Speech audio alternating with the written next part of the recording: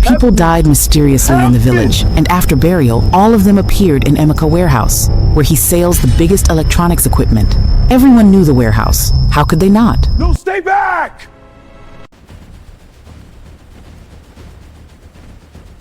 Hi everyone, and welcome back to Folktales by Promzi. Today, we have a very special story to share with you. It was the biggest electronics warehouse anyone had ever seen. There was a warehouse in Iroko that people talked about the way people talk about wonders. Not because it was beautiful, though it was, in its way. Not because of what it sold, though the electronics inside were always perfect, always new, always priced better than anything you'd find in Onitsha or Aba or Lagos. People talked about it because of the feeling. The moment you stepped through the doors, something shifted. The air was cool in a way that went deeper than air conditioning. It moved like breath, like slow, quiet, rhythmic breath. Visitors would pause at the entrance, look around, frown slightly, then convince themselves they'd imagined it. The shelves were impeccable. Each television, each refrigerator, each generator aligned with a precision that looked mechanical. Not like a human being had arranged them, more like they had always been arranged that way, like they had always been there. The warehouse stretched so far that when you stood at one end, the other side disappeared into the horizon of fluorescent light. People said it was the size of 4 houses, side by side. That was a modest estimate. It felt bigger. Inside, it felt like a place that had swallowed space and refused to give it back. Papa Emeka would walk through it with his chest out and his hands clasped behind his back, the way a general walks through a barracks. He greeted visitors warmly. He made jokes. He quoted Bible verses. He offered cold bottles of water from a cooler near the entrance, because even in December, visitors always felt strangely thirsty after a few minutes inside. Nobody questioned this. After all, Papa Emeka was rich. Neighbors would walk through admiring the neat lineups of electronics. Investors would come to inspect before trading. The warehouse was famous throughout Iroko and beyond. But nobody ever saw any workers. Once, a woman named Mrs. Achebe, who came to buy a chest freezer, decided to make conversation. She asked, smiling, Papa, who helps you on this warehouse? Papa Emeka didn't blink. He smiled the way men smile when they are telling you a lie they have practiced so long it feels like the truth. I work hard, I wake up early and sleep late. That's the secret. Sleep late. That's the secret. Mrs. Achebe laughed politely, collected her receipt, and went home. She told her husband that evening that Papa Emeka must be hiding workers somewhere in the building. Her husband said he was probably using automated systems, like the big warehouses in Lagos. They agreed it made sense. They went to bed. They were wrong, of course, but they were not crazy to wonder. The truth was stranger than anything they could have reasoned their way to. The warehouse was full of workers, hundreds of them, working day and night, distributing goods and selling goods, lifting and sorting and stacking without pause. They never stopped. They never rested. They never complained. They never asked for water, or for their wages, or for a Saturday afternoon off to visit their families, because they no longer had families to visit, because they were dead. Every morning, before the first customer arrived, and before the gates were open to the street, Papa Emeka would do something that nobody was ever allowed to witness. He would go into a small room at the eastern corner of the warehouse, a room that didn't appear on any floor plan, that had no signage on its door, that visitors walked past without noticing, as though their eyes slid off it, the way water slides off wax. He would lock the door from the inside, and then he would kneel. Inside, there was a small fridge, not a commercial one, a domestic fridge, that hummed low and constant, like a thing that was alive.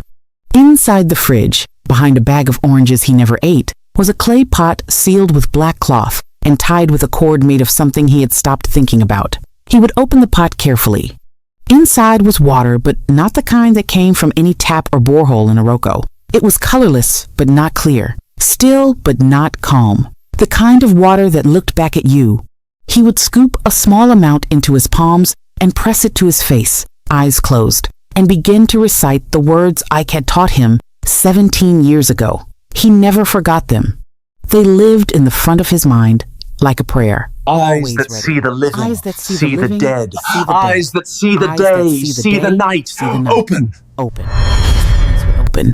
He would walk out of the small room and into the warehouse, and the world would have changed. They were everywhere, white figures, pale as ash washed with moonlight, moving between the shelves in slow, deliberate silence. Their skin had the quality of old paper thin, faintly luminous, stretched too tight over bones that moved in ways that were almost right but not quite. Their eyes were the worst part, open, empty, like wells that had dried and been sealed and forgotten.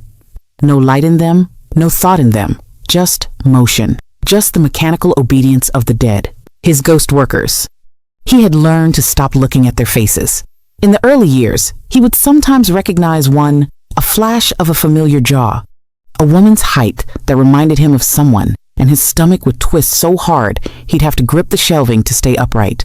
Now he kept his eyes on their hands, the task, the movement. It was easier that way, or at least it had become easier. Not the same thing. To everyone else who visited the warehouse, there was nothing unusual to see. They felt the cool air and assumed it was powerful air conditioning.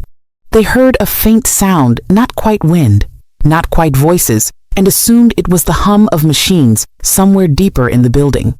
They felt slightly dizzy after 20 minutes inside and assumed they were tired. They took their cold water and their purchases and went home. None of them knew they were standing 3 feet from the dead. But it wasn't always like this. 17 years ago, Papa Emeka was nobody.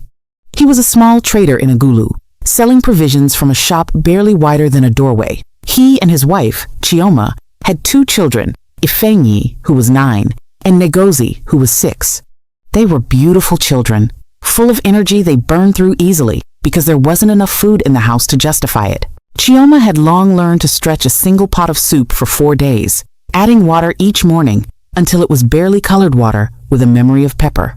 People would say, and this is true, this is the kind of thing people really said, that rats would enter Papa Emeka's safe box and leave disappointed. His poverty was not quiet. It was a loud, embarrassing thing that walked into every room before he did. Men he had grown up with now whispered when he passed through the market, not out of cruelty, necessarily, more out of the peculiar human instinct to observe and distance oneself from failure, as if poverty were a disease transmitted by proximity. The night that changed everything began with his children crying. Not for toys, not for school fees, for food. Ngozi had woken at 11 p.m. and was crying quietly in that exhausted way. Children cry when they've been hungry long enough to stop expecting relief.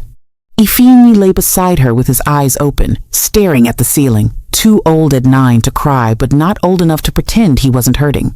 Papa Emeka sat in the doorway of their 2-room house and looked at the darkness outside and made a decision. He did not make it in anger. He did not make it in desperation. He made it the way men make the most dangerous decisions, quietly, rationally, having simply run out of other options he was willing to accept. He wrapped himself in his only good agbada and walked into the night, away from the town.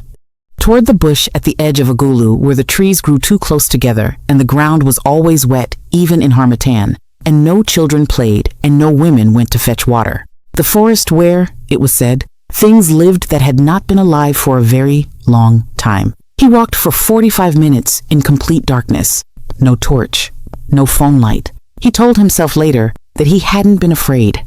But the truth was that he had been so afraid that it had flipped back over into something that felt like calm. He kept moving. The native doctor's house was built into the forest the way a tooth is built into a jaw, like it had always been there, like the forest had grown around it, rather than the other way around. There was a lantern burning outside, though no one had told Papa Emeka to expect this. The door was open. The man inside was old, in a way that had nothing to do with age. He sat on the floor surrounded by things Papa Emeka did not look at too carefully. He did not introduce himself. He looked at Papa Emeka for a long time without speaking, the way you look at a man who has come to buy something he cannot afford to return. "I want to be rich," Papa Emeka said. "I don't care what it costs." The old man nodded slowly. He seemed unsurprised.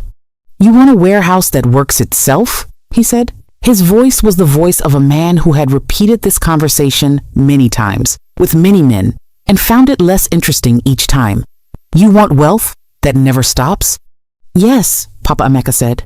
"Then you need workers who never sleep, never complain, never ask for payment. Where do I find such workers?" The old man smiled. It was the worst thing Papa Emeka had seen in 45 minutes of walking through a haunted forest. And that was saying something. "You make them yourself," he said. He explained it cleanly, without ceremony. Every person Papa Emeka wanted to work for him, he would call their spirit name at midnight. Their soul would answer. By morning, they would be dead. Sickness, accident, it didn't matter how. After their family buried them, their spirit would rise and come to the warehouse. They would work there forever, without rest, without pay, without complaint. "Won't people see them?" Papa Emeka asked. "The dead exist in a different realm," the old man said. "No one can see them unless they have spiritual eyes. I will give you special water. Wash your face with it every morning, and you will see your workers. Without the water, even you won't see them, and no one else will ever know your secret." He paused. Then, "One more thing. Your wife will ask too many questions. Use this on her." He handed Papa Emeka a small calabash filled with black powder. "Put it under her bed. It will lock her mind. She will become your servant, doing whatever you command, without question, without memory of who she used to be." Papa Emeka held the calabash and the clay pot of water in his hands, and stood very still for a moment in that forest that breathed and dripped and watched. Then he said thank you and walked home. The workers he called in those first years were strangers. Distant names he had collected carefully, a mechanic from another town who had no family nearby, an old woman whose children were abroad, a man with a drinking problem and no reliable witnesses to his routines. He told himself this made it cleaner. It didn't. The first time he called a name at midnight and watched the black powder rise from the calabash in a spiral that caught no wind, he vomited immediately after. The second time was easier. The third time, he noticed he was not nauseous at all, and that frightened him more than the nausea had. By the fifth time, he had a warehouse. By the 10th, he had 3 delivery vans. By the 20th, he had the stone house in Iroko with the generator that never stopped. Chioma had changed after he put the powder under their bed. Gradually, the way a photograph fades, still recognizably herself, still smiling, still warm in the ways a wife is warm, but something had gone quiet inside her. She stopped asking where the money had come from. She stopped commenting on the warehouse. She cooked beautiful meals and kept the house spotless, and told visitors what a hard-working man her husband was. She was not lying. She simply no longer had access to the part of herself that had ever wondered. The trouble began with Ifeanyi. Their son was 26 now, and had come home from university with a degree in architecture, and the kind of sharp, restless mind that finds comfort in understanding how things are built. He had started spending time at the warehouse. Not suspiciously, he was genuinely interested in the structure, the logistics, the flow of the operation. He took measurements, he made sketches. He was proud of his father's success. Then one night, he came to his father's bedroom at 2 a.m. Papa Emeka was not asleep. He was lying in the dark, listening to the sound that only he could hear, faint, far away, coming from the direction of the warehouse, the sound of things that never stopped moving. "Papa." He turned on the lamp. Ifeanyi stood in the doorway in his pajamas, and his face was the face of a man who had seen something he was not yet able to name. "I went to the warehouse tonight," Ifeanyi said. "I forgot my sketchbook inside." Papa Emeka went very still. "I unlocked the back door. I went to the workstation. And Papa," Ifeanyi's voice dropped. "There were people in there, dozens of them, moving between the shelves. I called out and nobody answered. I called out again. Nothing. They didn't. They moved, but they didn't look up. Not one of them. And Papa, their skin, it was like, 'You were half asleep,' Papa Emeka said. I wasn't. 'You were tired. The lights play tricks in that building. You know that.' Papa," one of them turned around. The room was very quiet. One of them turned around and I saw its face. "And, Papa?" Ifeanyi stopped. His voice had run out. He pressed his hand over his mouth, and his eyes went wide and wet, and he shook his head, as if trying to shake the image loose.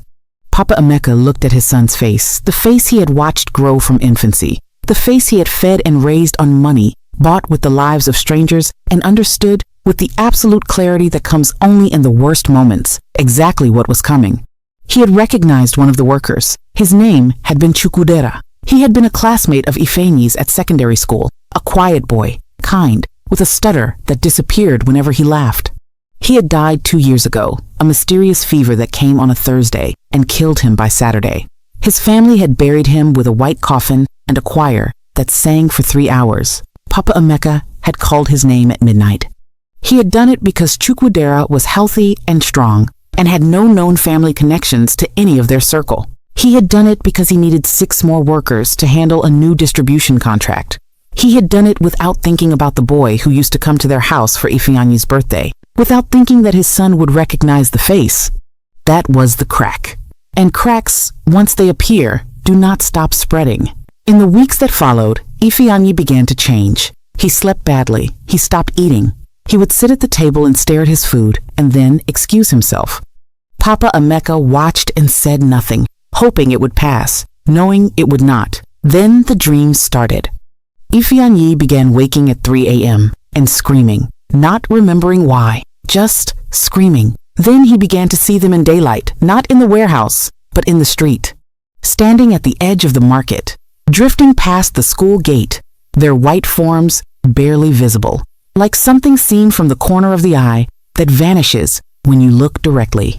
He had come to his father the first time in confusion. He came again in fear. Then he stopped coming. He simply began to know things, the way children of the guilty always do, eventually.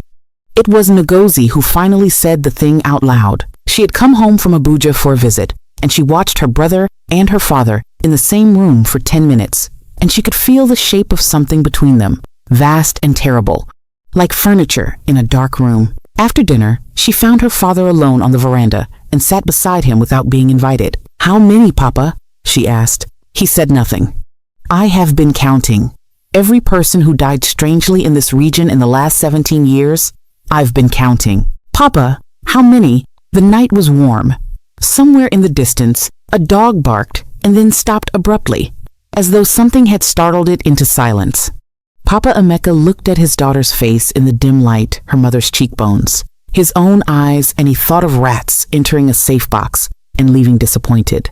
He thought of Ngozi crying at 11 p.m. for food. He thought of all the things he had told himself, all the arithmetic he had done to make the numbers come out different from what they were. He didn't answer her. He didn't need to. Because at that moment, every light in the house went out. Every generator went silent. And in the sudden total darkness, from the direction of the warehouse 3 streets away, they heard something they had never heard before. The dead were not silent anymore. The sound that came through the darkness was not screaming. It was not moaning. It was worse than either of those things. It was the sound of hundreds of voices, all speaking at the same time, in the same low tone, as though reciting something, the same words, the same rhythm, the same demand. It lasted for 11 seconds. Then the lights came back. The generators hummed. The street was quiet. Papa Emeka was shaking. He had forgotten to wash his face that morning. The dead had found another way to be seen. There is a particular kind of man who decides that the suffering of his family justifies anything, any price, any trade, any darkness entered in their name. He wraps his worst choices in the language of love and calls them sacrifice. He tells himself that the ends speak for themselves. But nothing bought with another person's life belongs to you. Not really. It belongs to the transaction. And transactions, no matter how carefully buried, always come due. Papa Emeka's greatest sin was not the pact he made in that forest. Men have made desperate bargains since the beginning of time. His greatest sin was the lie that let him make peace with it, the lie that the dead were only dead, and that the living could be separated from them by enough money and enough distance and enough years. They cannot. The dead remember, and the people we love most are precisely the ones who see what we most desperately need them not to. True wealth is not what you build. It is what you build without destroying something else to do it. Every shortcut has a shadow. Every invisible worker has a name. And every name called at midnight belongs to someone who, somewhere, is still being missed. What is gained through the suffering of another cannot be kept. It can only be housed temporarily until the house itself remembers what it was built on.